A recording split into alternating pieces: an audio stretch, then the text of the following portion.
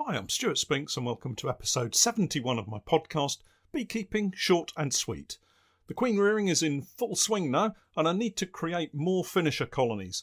Stay tuned for more queen rearing chat and simple details of how to unite two colonies.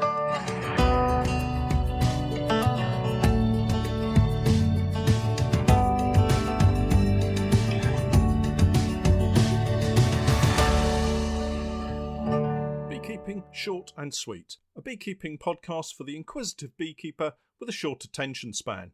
A beekeeper, in fact, just like me. We've had more rain, thunder and lightning this past week. The night skies were lit up brightly overnight midweek, and we had some very short, sharp torrential rainfall. Being summer, it's dried up very quickly, and by the following morning the roads were dry. You would hardly know it had rained. The bees on the field beans have done their work and it's time to get them moved to take advantage of the summer flow from Blackberries, limes and Sweet Chestnut. But as I was getting prepared for that, I ran into a bit of a problem. I've had to have another costly job fixed on the Ranger. My Ford Ranger pickup has been a real workhorse for me this past year, but I guess it's at an age now where parts and components start to wear out and need replacing. I noticed a bit of a strange metallic grinding sound when I was at the field beans last week and figured something was going wrong. Remember, I'm not very mechanically minded, but it was obvious something was not working as it should be. It only happened when I turned the steering wheel when I was in 4x4, so I ended up crawling under the front of the truck in my bee suit and discovered that the black rubber sleeve things near the front wheels on both sides had split all the way round, and you could see all of the workings inside. A bit like when you watch one of those hospital operation programs and someone's joints have been cut open and you can see all of the tendons and sinews. Anyway, that's probably a bit too descriptive here, but it is an audio podcast after all. I always find these things tend to get worse if I don't sort them immediately, and this did seem to be quite serious. Ball joints and things exposed to the elements, and me driving across muddy fields wasn't going to help.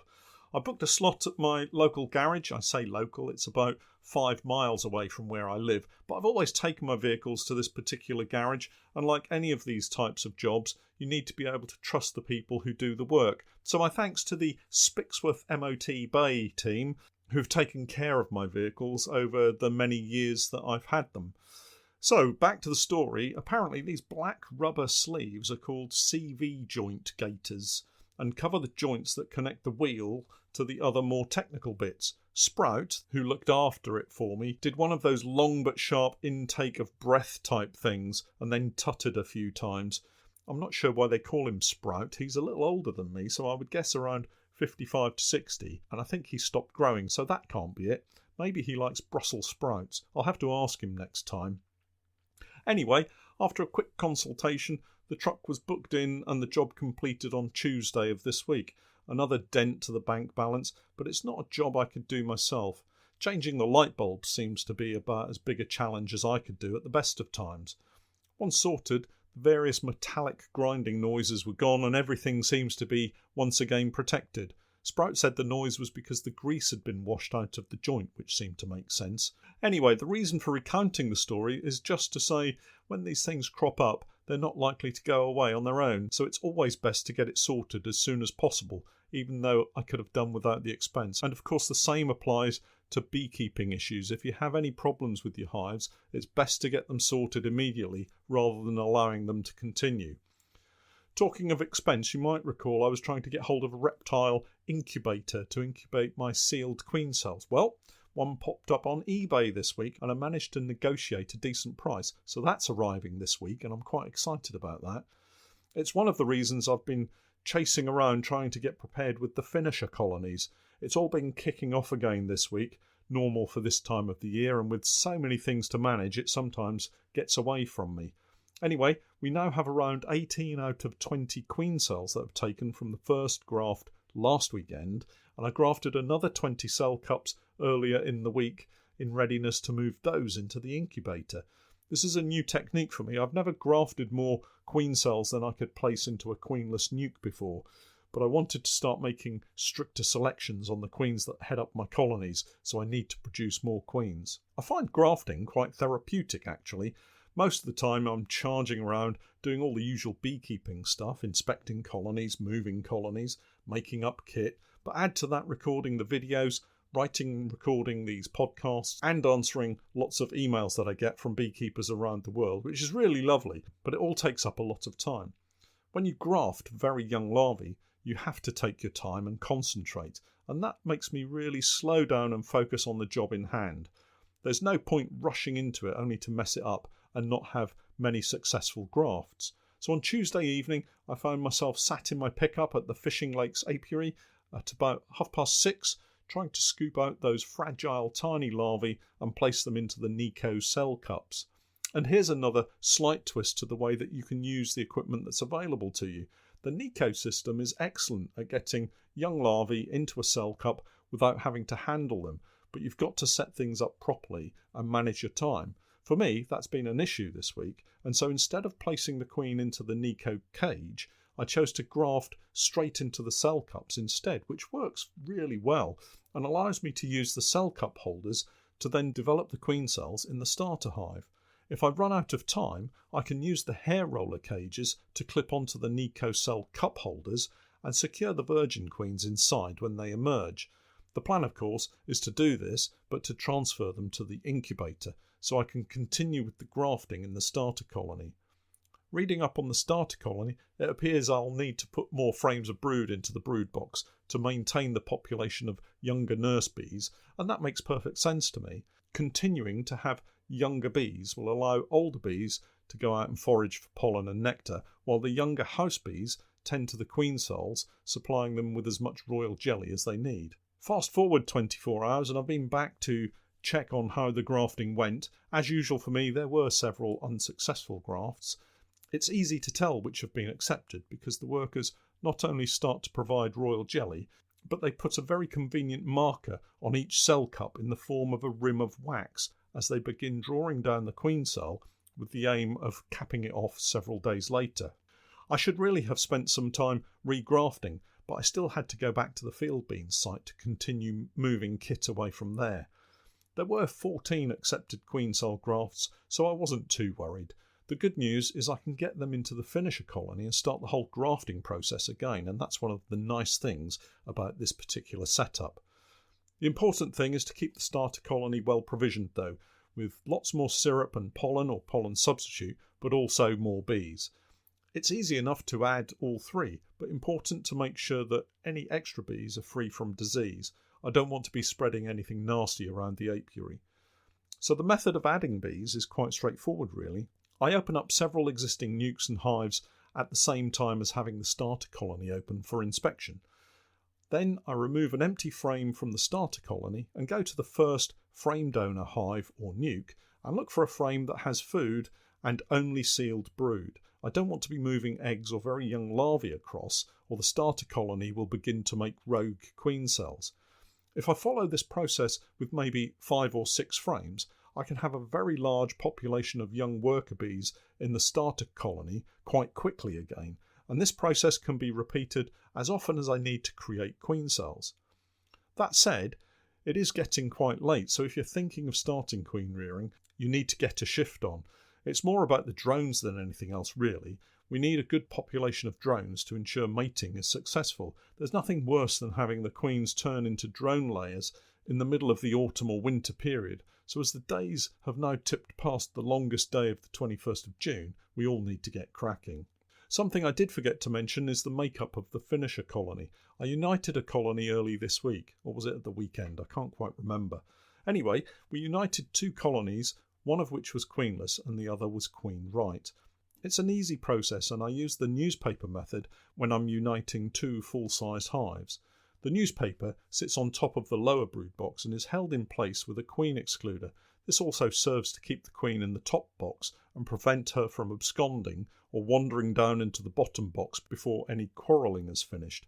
It would be awful if she just happened to get caught out by angry workers from the bottom box before they had all made friends, so to speak. So the setup for uniting 2 colonies is basically a complete hive, but with 2 brood boxes. I get both colonies in position and give them a little smoke so they know I'm about. Then I break them both down, and if I need to remove a queen, that's the first task. There's no point going any further if I can't find the queen. Once she's dealt with, the now queenless colony goes on the bottom. So we have a floor, a brood box, next comes the newspaper held down by the queen excluder, and the queen right box goes on top of that. Any supers get placed on top of the stack, and if they come from different colonies, I'll put a sheet of paper between them too, if they've got lots of bees in them. If not, I just shake the bees out in front of the hive. Add the roof, and that's it. Strong colonies will be through the newspaper in 24 hours, and you can go back and rearrange everything as you need to after that. Remember, if you're sorting this stack out for queen rearing, the queen needs to go into the bottom box. The best option here is to find an older queen for the finisher colony, as her pheromone will be less potent than a new queen, and this helps when placing queen cells into the top box. The workers, sensing their queen's pheromone is diminishing, are more likely to accept and develop supersedure cells, and these are the ones I'm placing in after the starter colony has done its work. I need to get back to the queen rearing apiary to check up on the finisher colony. I placed the started queen cells in it a few days ago now, and they should be capped by now and will need moving, or there could be trouble. This is where keeping an accurate record of your queen rearing timetable is important. If you get it wrong and the queen cells get capped and emerge before you get a chance to look in on them, you might find that either all of the other queen cells have been destroyed, or worse still possibly, the first queen out takes off with a swarm, followed by subsequent virgin queens, until you're left with a teacup of bees. It hasn't happened yet, but with my schedule I'm sure it'll happen one day, and that's why I keep records. I'll keep you posted on how the queen rearing goes over the next couple of weeks. It's really quite exciting, and once set up, it's an easy process to follow. Changing the subject a little, I spotted the first few wasps around the apiaries this week. It always feels like a sign of the changing seasons when they make their first appearance, and a good reminder to make sure all of our colonies are well protected. This doesn't mean having to do anything necessarily, just being aware and assessing the strength of the colonies is enough. This is particularly crucial in the queen rearing apiary, where nukes are now set up with smaller colonies. These have been given very small entrances, just one bee space wide. On most of my nukes, I now have disc entrances, and these can be rotated to provide a range of different entrance types. I tend to only use them in the open or closed options, but there's also a queen excluder section and a ventilation section, and that last one I do use when I move the bees, but the fully open section can be rotated across the opening in the nuke to either its fully open position or slightly to one side, where you can literally leave just enough space for one bee to pass through at any one time. If you do this, it prevents wasps from having free access to and from the nuke and will help prevent robbing. Having nukes fully loaded with bees is obviously another good way to prevent wasp damage. Bees can't protect themselves if they haven't got the numbers, regardless of how small an entrance you give them, so it's important to balance the nukes too. All of this is said in the knowledge that everything is healthy and there are no nasty diseases to spread around, of course. Better to lose one nuke to wasps than spread EFB throughout an apiary and beyond. I really need to get back to the queen rearing apiary to balance my nukes. I do have a couple that are a little light on bees, and I must make sure I maintain my good practices. It's a lovely beekeeping site surrounded by brambles and rosebay willow herb at this time of the year. Lots of forage for the bees and hopefully a surplus of honey for me to enjoy as we get into the final month of the summer foraging season for me. Looking forward to July, it's a bittersweet month really. I don't take my bees to any heather, I'd love to, but I don't have any contacts or know anyone that has a quiet corner for my bees on the moors. I will be checking on the likely honey crop as the next 3 or 4 weeks go by, and keeping my fingers crossed we have everything in place to benefit from strong colonies foraging on the vast array of summer flowers that will be out there. Other jobs for this next week include tidying up all of the kit moved from the various pollination sites and checking on some of the weaker colonies with a view to uniting them to protect against those wasp attacks that will surely come. There's no point in losing a small colony when I can combine two into a stronger fighting force. But first, I really must get back to moving the bees from the field beans.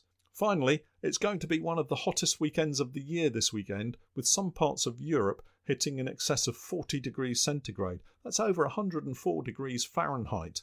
So stay safe everybody, and remember to keep hydrated and stay out of that midday sun. Only mad dogs and Englishmen go out in the midday sun. Oh, and beekeepers of course. Well, that's it for this week. Thanks for hanging around until the end of the podcast, and do keep the comments coming. I'm Stewart Spinks, and that was Beekeeping Short and Sweet.